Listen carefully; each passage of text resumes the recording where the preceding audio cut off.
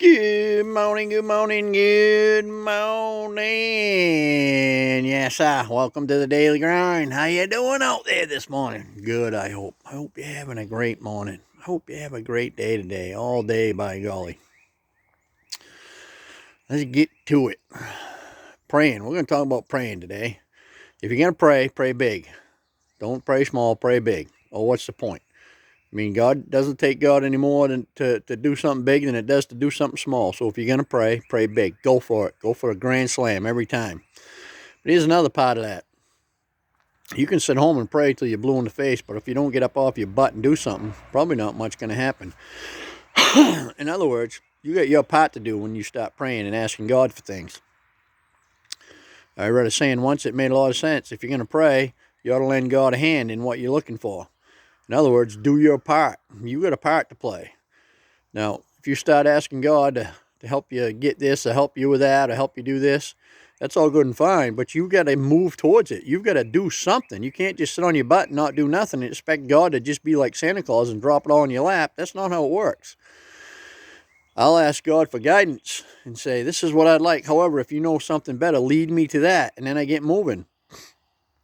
I listen for his guidance, and when he tells me something, I act on it. Now, also, what I've learned is look for God's way, God's time, not your way, your time.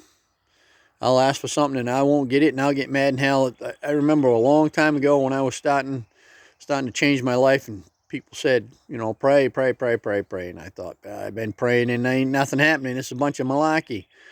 And then one day I heard somebody say, when you ask God for help with something, look for God's way and God's time, not your way and your time. Actually, I read it in a book, I guess. And I stopped and thought about that, and I had all the answers to all my prayers all the time, but I wasn't looking. See, I'm asking God for help, and I see it's right over there. But he's already got it answered, and it's over there. Look around. When you ask for God thinks differently than we do. He has all knowledge. We have finite knowledge. He has infinite knowledge. He knows everything. So when we ask him for something, his ways are much better than ours.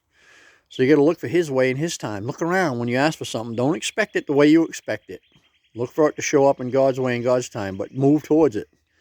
So I'll tell you a story that relates to that. There was this guy that was overseas playing golf with this rich Arab, or he helped him out, and he was playing golf with him. And the Arab says, if there's anything I can ever do for you, because he really helped him out a lot, he says, you let me know what that is. I'll be happy to do it for you.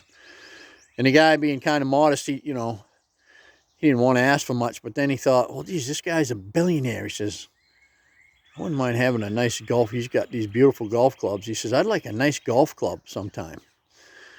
So about 6 months later, he got a letter in the mail, certified letter in the mail, and it was from this billionaire guy that he asked for the golf club. And he had bought him an 18-hole golf course, in that state somewhere. So his idea of a golf club was one golf club. He thought maybe the guy would send him a solid gold golf club or something. And the rich guy thought differently when he said golf club. He thought he meant golf course. So he bought him a whole golf course. And that's how God thinks. God wants you to have something big. You ask for something little, God answers big. So like I say, when you pray, pray big, but be willing to get up off your butt and do your part too. So this guy's part in the golf club thing is he went over there to help him. He went over there to help him do something and figure things out and help him through some stuff. And by doing that, he ended up with an 18-hole golf course. That's how God is. You work for God, God will work for you. My experience has been this. I ask God, I pray to God, I talk to God about things all the time. And God asks me to do things. And I'll tell you something. He won't ask you to do something if he doesn't give you what you need to do it. Or as the religious people say, he will anoint you to do it. So I'll be sitting home and he'll say to me, call somebody they're having a hard time, or go see this person, or go see, and I go, and by God, every time they're having a hard time, and he gives me the words I need to help that person out. And then the next thing you know, something I'm asking for shows up. It's like, doggone. So if you're going to pray, pray big, and then get off your butt and do your part. Get out there and move. It's not going to happen. It's not magic. You got to do your part. You got to be out there moving, working towards what you want. You want a better job, you got to show up at work every day and work hard. And, there's nothing wrong with asking God for a better job, but you got to do your part. You can't ask for a better job and then sit on your ass at work all day and do nothing and expect you're going to get that promotion. It doesn't work that way. So anyway, that's my story. I'm sticking to it. I hope you have a great day, and I'll see you tomorrow. Over.